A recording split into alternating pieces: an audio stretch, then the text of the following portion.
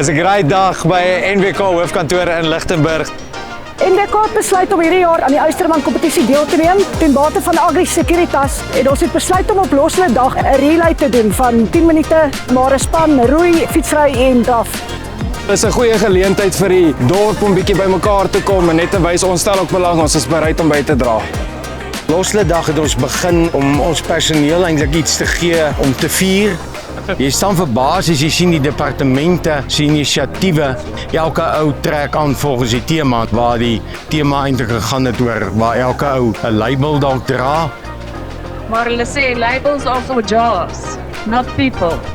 To define yourself is to limit yourself. Without labels, you remain the infinitive being.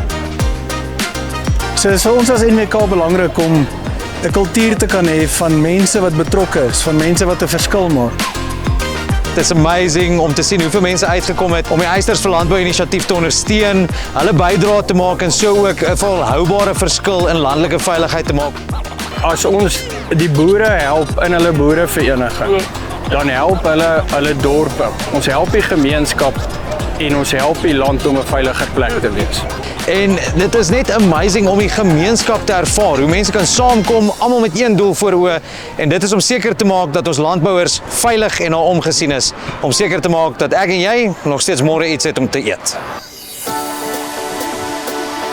Die Eysterman was vandag lekker uitdagend.